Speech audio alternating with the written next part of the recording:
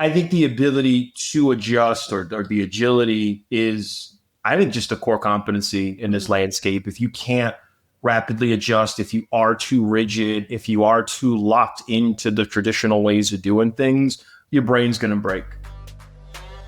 Welcome to SaaS Half Full, the only show serving B2B SaaS marketers.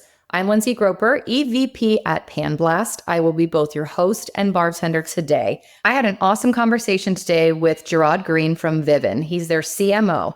And today we dove into AI-driven product release cycles and how the speed to market has really impacted marketing teams.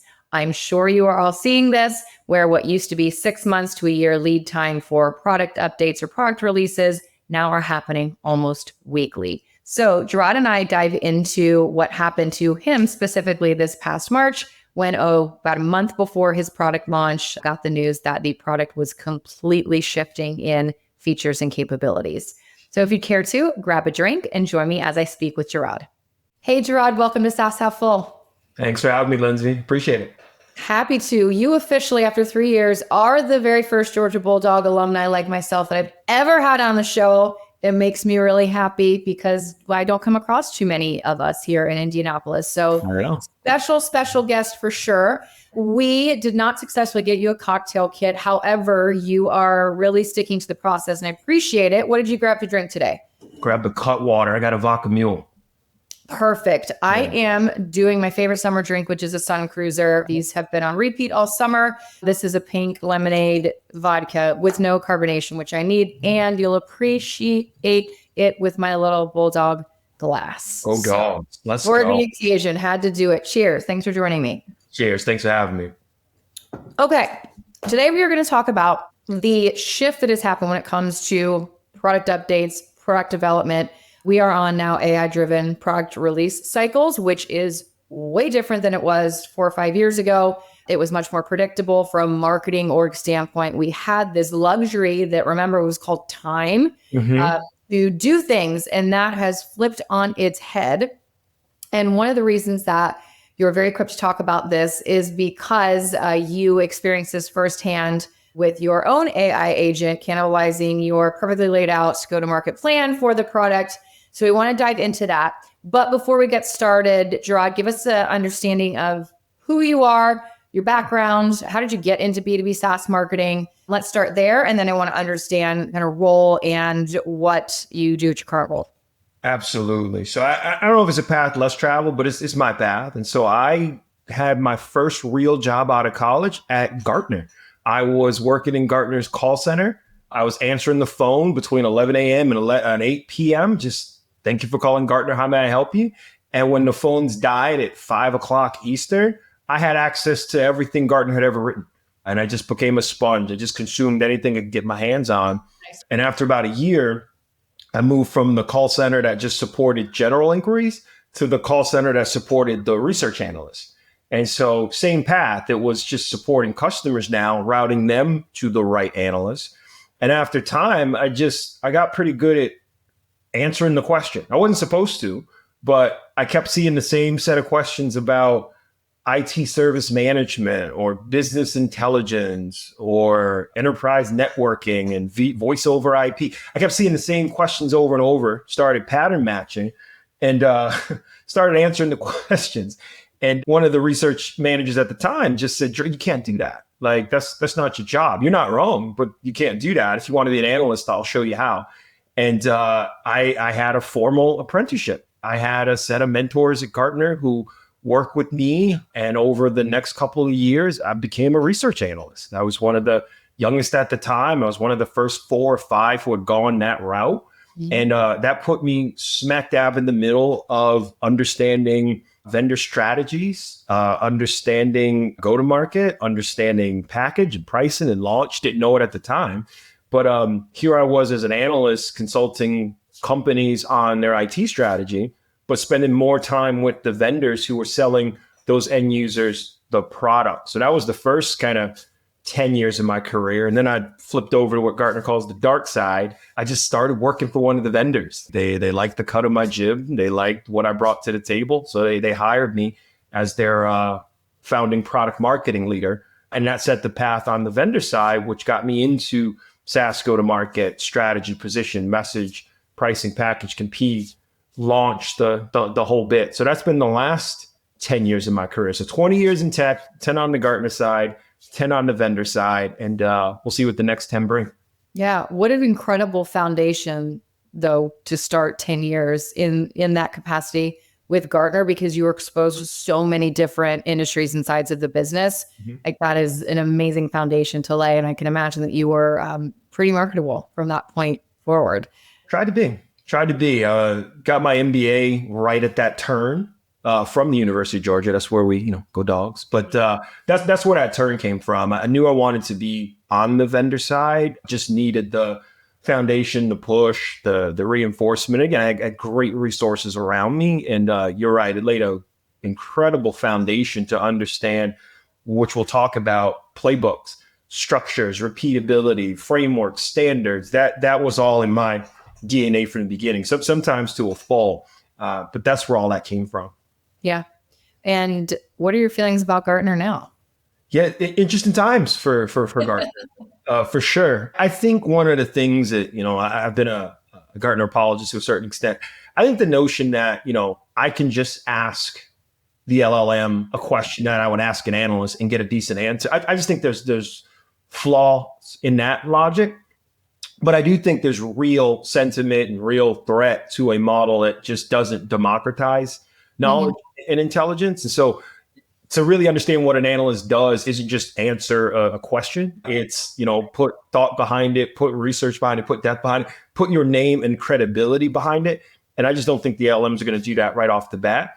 But it does spark, I think, an interesting opportunity for Gartner to say, okay, how do we meet the market in the middle? Because go back to me 15 years ago, if some kid out of undergrad could start to answer the same freaking question over and over again, like, what do you think the AI of today can do? So I think it presents an interesting opportunity for Gartner to think about the next click of what they bring to the table. Because again, if it was just repeated answers and just having something that someone told you, you might not be using the Gartner service the right way. But there is a world where Gartner's true value prop can start to come out, where you materialize expertise, knowledge, depth in a way that they can't. And I think they got a moment. I'm excited to see what happens next. Okay. This is your offer, a quick product plug of your own. Tell us about current role, current company. Current role and current go-to-market. So I work at Vivun. I'm Chief Marketing Officer. Been there for about 2 years. We sell an AI sales agent. We brought an agent to market, which we'll talk a little bit about. Her name's Ava. She handles everything on sales from, call it the first meeting, all the way through close one. We see a lot of agents out there that deal with top of funnel and outbound messaging and research on accounts and helping SDRs out. But we don't actually see anything in the realm of, okay, when I actually get the meeting, who's my teammate to help guide me along the way I need to run this deal appropriately? And Ava does that. So we're excited to bring her to market. Our roots are in sales engineering. The first couple of years of Vivun's history were as a SaaS platform for sales engineers. And about a year ago, we just decided that that's no longer the path. That's no longer the motion. We want to build an agent that does the work of what a really good sales engineer does, which is help the account executive get the deal across the line. So that's Ava in a nutshell. We're proud of her. We're proud of what we've been able to do and excited about the future of agentic AI. Awesome. Thank you for that. Cool. Okay, let's dive into our topic. We are living in a world now, and most of you in the marketing arena can attest to this, where we're looking at now at product releases that are weekly versus quarterly or annual as they used to be. So just talk to me, I guess, top level first about how you've seen this shift and the impact that it's had on the marketing team. Yeah, absolutely. I mean, as you talked about, you were joking, but you were dead serious. We used to have the luxury of time. And I think we saw a world, and this is like, I'm probably dating myself, but like the hottest topic at Gartner in 2008 was like, what is SaaS? Yeah. Like what is cloud? Like, remember those diagrams that were like, this is infrastructure as a service, this is software as a service, this is platform as a service. Like all those diagrams, I had to explain to people what SaaS was. And what I didn't have an appreciation for was like how that dramatically changes go to market. Because in the old pre-SaaS world, you literally shipped the product and it was there. And you paid for maintenance and someone would come or the upgrade would come and the upgrade would hit and it would either make the product better or completely break the product. And people's brains broke when SaaS said, you don't have to do that anymore. You're always going to be on the most current version. It was such a shift for people. And I couldn't understand it at the time because I'm like, isn't this how most things work? And so I say that to say that the SaaS acceleration cycle change launched because now you say, well, should we launch big updates quarterly? Or should we always be launching things because we don't want to break people's configurations and customizations? Should we meet people in the middle? Like what's the optimal cadence? And I think it took time for people to figure that out. It took time for vendors to figure out that, yeah, when we do an upgrade, we can't just push a button and hope for the best. We have to, we have to test, we have to vet, we have to see all these different permutations. And I couldn't imagine what it would have been like being a marketer when that first shifted. But I can certainly see it now because at least in the SaaS world, I could set my watch to the things that the product team was building. So we would always kind of work backwards in our launches. We'd say, hey, product team, what are you guys shipping in April? It's December, but what are you guys shipping in April? And they pull up the roadmap and they'd say, well, for this product, it's these tweaks. And some of these are minor, some of these are major, some of these are maintenance, but you can kind of see the roadmap and see what we'll be building over the next 6 months. Mm-hmm. And we'd say, great, well, we're going to work backwards from that date. And we're going to say, hey, let's just pretend in the world that all this stuff is available. Let's go to market with it. Let's launch it. Let's talk about the new feature. Let's talk about Flim Flam is now available and changing the lives of people. And let's run a beta program so people can use Flim Flam and we can get quotes and testimonials and feedback. It was like we started to get our legs under us because we could work backwards with that kind of a cadence. The challenge now is just like, particularly with generative AI, the product team, and I say this with all the love and care in the world, Lindsay, they actually don't know what the product's going to be doing in 6 months. Sure.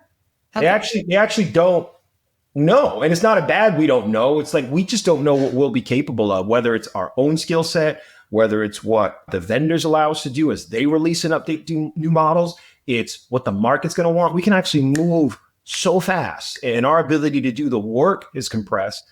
So I jokingly said, like, I asked the product team in December what they're shipping in like March. And it was just like, we don't know yet. We'll tell you in March and you can launch it in April. You'll have plenty of time. And I didn't know it then, but like they were absolutely right. Like there's a world where we don't have 6 months or even 6 weeks to do a traditional kind of 4-stage launch program where by the end of it, we're bringing to market exactly what we said we would ship when we said we'd ship it.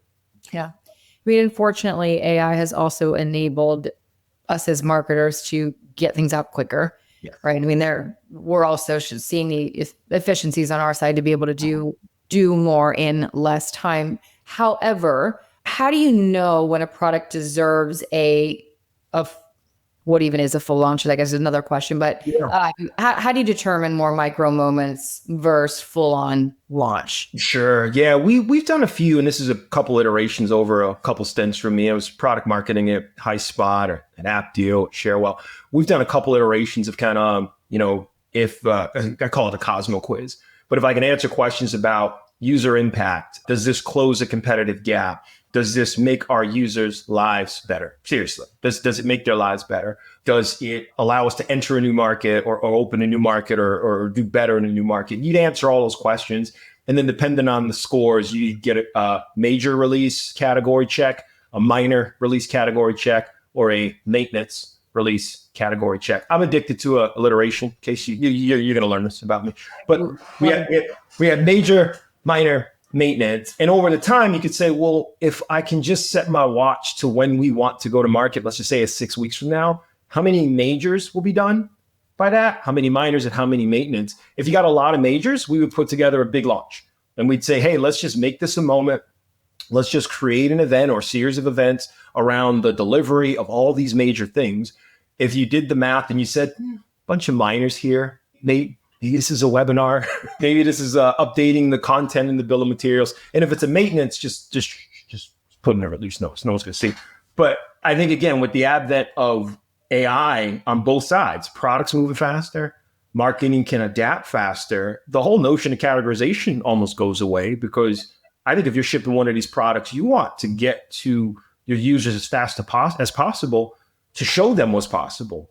And so like, even as we've evaluated this calendar, we're saying, how do we balance a world where we don't communicate all the time that this major stuff has come out, because that's a lot, with the same energy of don't forget we exist and here's some cool things you can do. So that balance has been tricky, but I think we still found a spot where we can at least set our watch to every quarter. We will be doing a launch event in some capacity, whether that's a big launch event or a series of small ones. We will be talking to the market loudly every 12 weeks or so. Okay. Which is different and more frequent than historically. If you didn't date yourself talking about the advent of SaaS, you definitely did using a Cosmo quiz reference. That's what they were. That's what we called them. And like I found myself, I don't know how most other people deal with it. I found myself getting older in the space when my references to my team, who was getting younger, just didn't land. Certain references to movies and pop culture got firm brow. Yeah.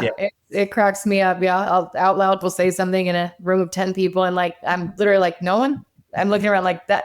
No one. Nobody. Really? Nobody? And then there's one person like, Jarod, I got you. I got that. And I appreciate them for that. They knew they were. A mutual friend of ours told me a story of yours recently, which was, and I'm not going to get it all right, but you had a product launch planned, ready to go this spring, and had some surprise news about a week before the product was going to go live, which was roughly a month before you had some very big launch initiatives planned. Feel free to share as little or as much as you want about this, but I think contextually it will help our listeners understand what they could potentially be dealing with and also how to pivot when inevitably this happens to them. Yeah, absolutely. No, you got it. You nailed it. That's exactly what it was. We were planning a launch for the end of April. And at the end of March, the product or the agent had a completely new set of capabilities, a completely new way to work with her, a completely different way to get value. And it was literally a Friday evening call from the CTO who said, hey, on Monday, we're going to show you some stuff. It's going to change the way you guys think about launch.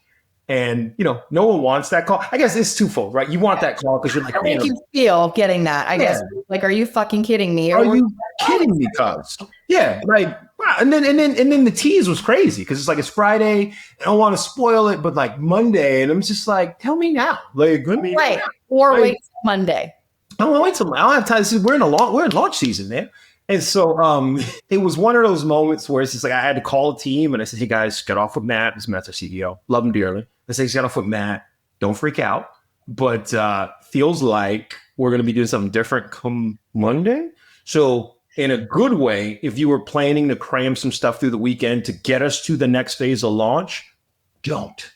Just wait till Monday. So that was a saving grace in it. Because again, we had always done a playbook that had launch in 5 phases. There was the strategy phase of the hell are we launching?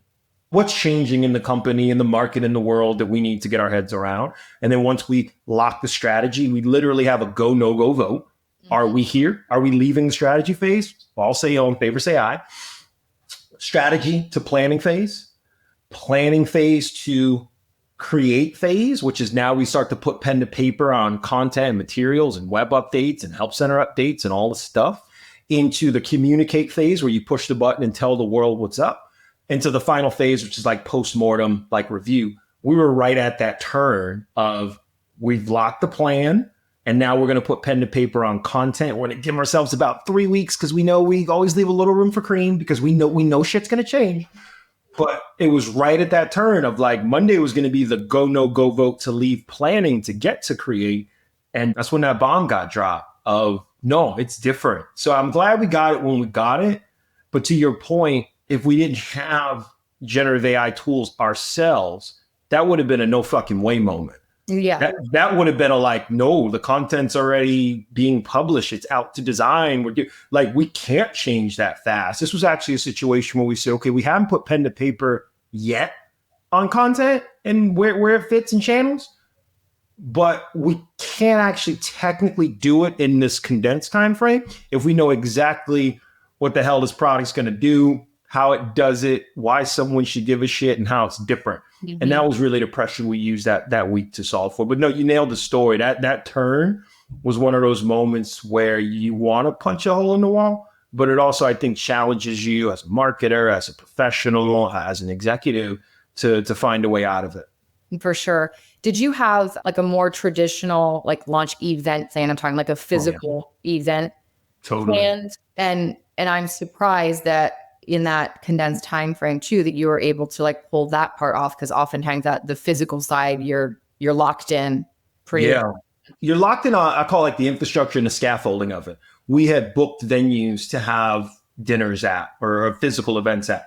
The agenda is fungible. Yeah. Right? Like the money's spent on the dinners and the venues and where you go do those. The webinar date for the virtual event is set. The time is set. The platform's set. The time frame in which all the infrastructure set, you just literally haven't pushed record or set the menu or finalize the invite list. But you're right on the cusp of doing it. And it was funny because I was like, we're kind of ahead. This feels weird. And we're kind of ahead on this, and then we got the curveball. But I think the ability to adjust or the agility is, I think, just a core competency in this landscape. If you can't rapidly adjust, if you are too rigid, if you are too locked into the traditional ways of doing things, your brain's going to break. There's no way you can deliver what, never mind your stakeholders and internal folks need, you won't deliver on what your customers and potential customers need, because you're locked in a world that says they're not paying attention as often as I'd like. So in this one moment, I got to galvanize them. It's no longer the realm. We live in an age of always on engagement. And so I think there's probably not a better time to be a marketer in a world where not only can you rapidly create, but the expectation that you actually rapidly create is on the other side as well. Mm-hmm. Yeah. And I want to carry along that with the expectations side as it relates to success metrics of what we're considering a launch now. How has that changed in terms of what you're measuring as success? Because you have obviously a condensed period of time and you physically can't do all of the things that you would do if you had 6 months to a year traditionally to plan. How has that changed, and what metrics matter most to your org when it comes to a successful launch? Yeah, it's funny. Your lagging indicators actually become your leading ones to an extent. One of the biggest shifts we wanted to see was how many of our current customers on the kind of legacy platform would raise their hand to want the brand new design from the ground up agent. And you might not call maybe not call them inbound leads, but like how many customers raise their hand and say, I want to see that? Because like that to me is a great leading indicator of something that we weren't doing before. You would have thought that every single one of our amazing technical account managers and account executives and folks who are working with our customers every day would have spread the gospel of the new solution, but they're mired in their day-to-day too. And so like a leading indicator for us was, okay, how many users, in upwards of about 8,000, are going to raise their hand and say, I want the new thing, or I want to at least talk about the new thing. Of the folks who are on the new thing, do we see an uptick in adoption? We can look at that right away. We can go in Amplitude right away and see if they're using that new capability that changed the course of our whole launch because they learned about it in our events or in the series of events we conducted to educate them accordingly. We obviously want to look at the traditional things. Yes, pipeline later. Yes, attribution later. Yes, we generate a revenue from stake, but those take so damn long. So what can we look at immediately to see if we've moved the needle?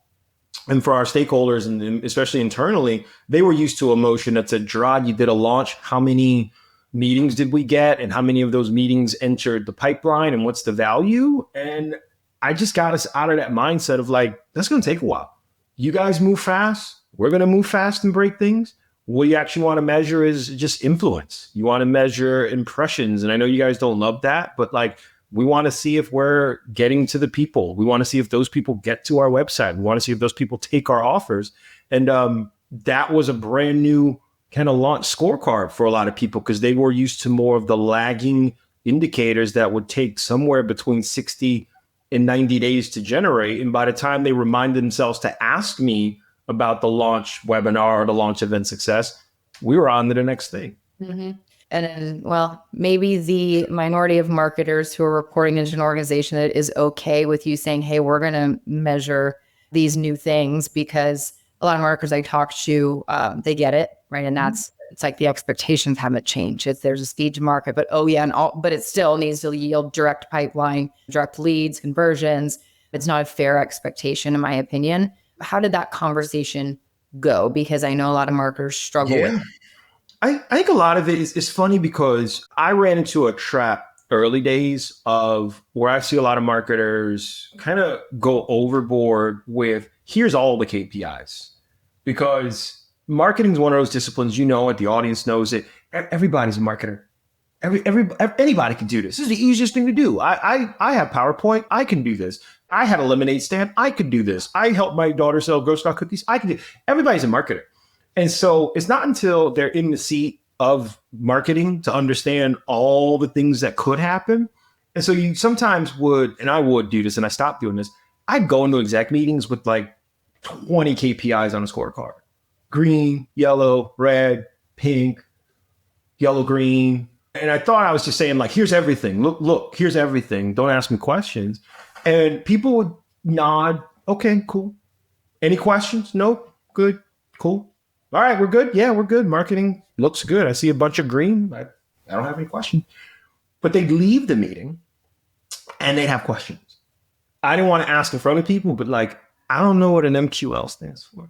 Hey, I don't want to ask this in front of people, but like, what is the actual process? And so I was guilty of not understanding what the audience wanted to hear and speaking a language of marketing and marketing speak that may have been a couple clicks over. And I took silence as we understand marketing. It wasn't until I literally worked with every exec one-on-one to get a baseline understanding of what they needed and what they wanted to see from marketing, what their expectations were. And this is like 2 years after I had joined. Sure. This wasn't like the first 90-day Michael Watkins stuff. This was like, hey, let's just reset, because in this new agent go-to-market, everything's different. So I asked my CFO, who's probably my best partner, along with my CRO, what do you want to see from marketing? And I thought he'd want to see, like, I want to see pipeline influence. I want to see it by channel. I want to see it by category. He's just like, I want to know how you're tying the investments to the outcomes. Mm-hmm. And I don't care if they're low, high, medium. I just want to see that you have an understanding of the connection so that I can help you. Right. So that I can fund you, so I can advocate for you when you're not around. And so a long-winded way to saying a lot of the shift didn't happen in one meeting or one kind of fell swoop of change. It was a lot of one-on-one tough conversations about where are you in terms of understanding B2B SaaS go-to-market right now? What's that delta in terms of what me and my team are giving you? And what would you like to see moving forward? And having done that with all 6 executives, now when we get in a meeting and I pull up the scorecard, there is dialogue. There are questions. There is something in a shared understanding of what we're looking for. So it made that much easier versus saying, here's a new scorecard. Here's a new set of KPIs. This is what we're going to measure. What do you guys think? Because without that baseline understanding, I would have been right back in the same spot of confused looks, scratched heads, and private slacks that said, the fuck is this guy talking about? Yeah, no, that's great advice. We've been staying pretty positive about this change. I want to know your perspective with the speed to market now and the quick release cycles. Are there areas of marketing that you feel like you're not getting to flex those muscles, or you know, from a team perspective, maybe that traditionally is some of the pillars of marketing that are getting a little bit left behind as a result? Yes and no. And we get negative. We talk some shit. That's fine. One of the things I think frustrates me in the team is this notion that if you thought the notion of anyone can create content was bad before generative AI, meaning one of the bane of my existence before was like the first call deck. Like as a product marketer, that's like usually the first thing is like, hey, like the first call deck needs some love. Can you help us? And if you're founder led, you know how this works. The founder and the first call deck are just tied at the hip.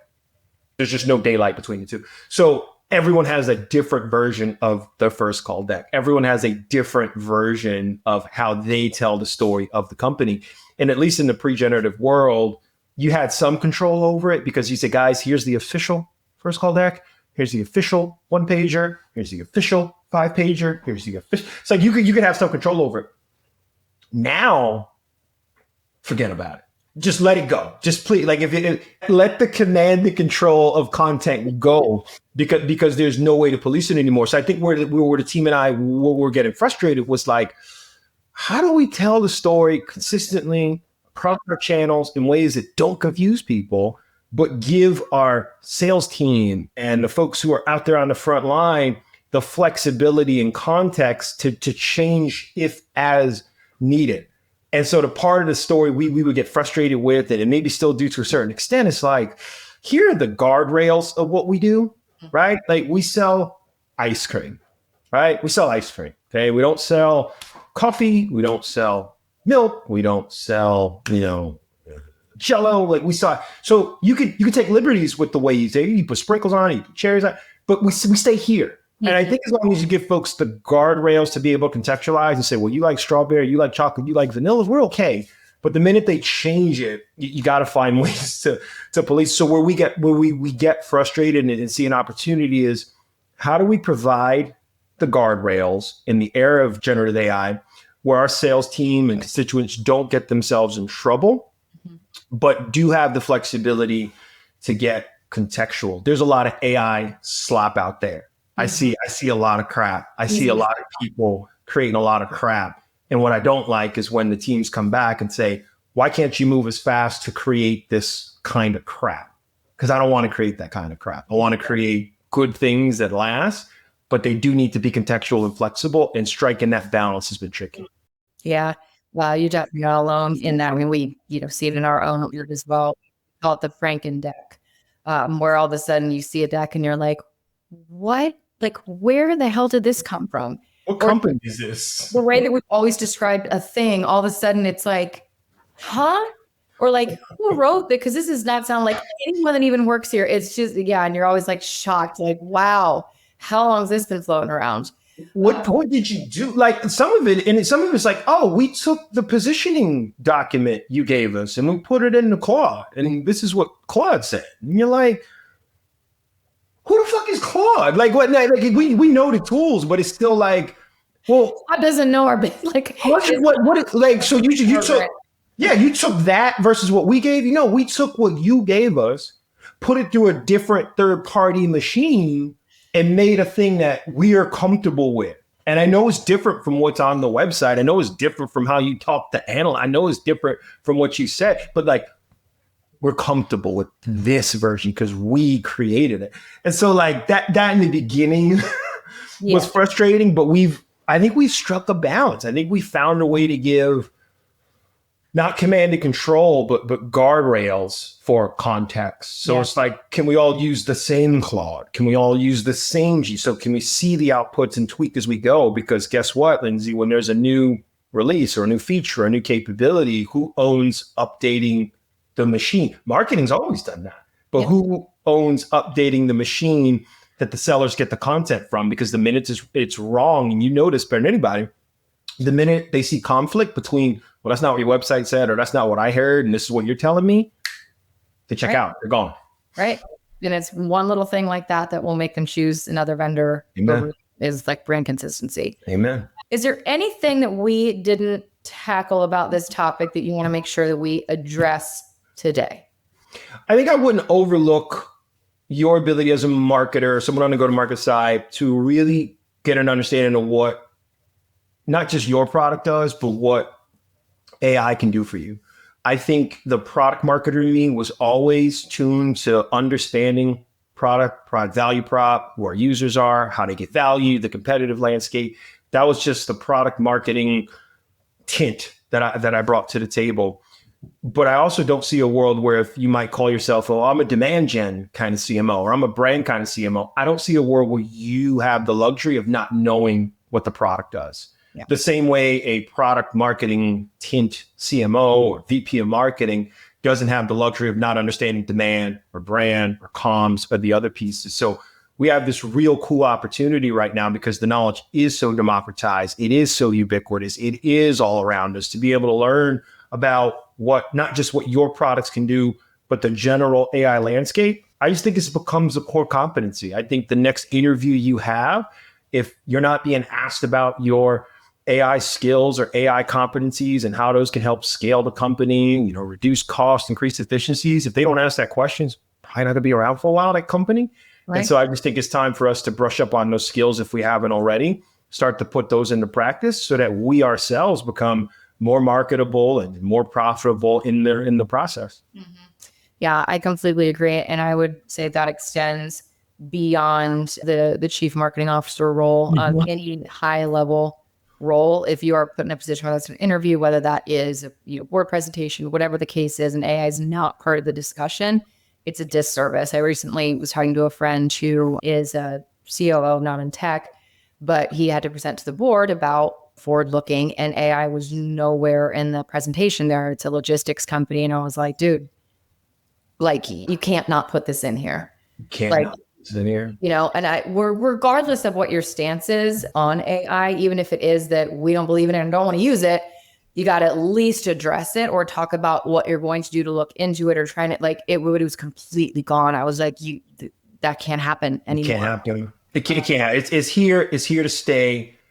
Deal with it, but deal with it to your point. Find a way to deal with it, whether it's we're going to mitigate this risk, we're going to eliminate this risk, we're going to hedge this bet, but to not address that massive elephant in the room is just crazy work. Yeah, so agreed. Yeah. Well, Jarod, this has been a great conversation. I end all of these episodes the same way, which is I ask our guests if they have a signature or favorite toast to send us out. I don't know if I have a favorite, but one of the last ones I heard that was pretty good and quick was, here's to those who wish us well, and all the rest can go to hell. So love that. Cheers. Cheers. Thank you so much for joining me. I appreciate it. It's my pleasure. Thank you, Linda.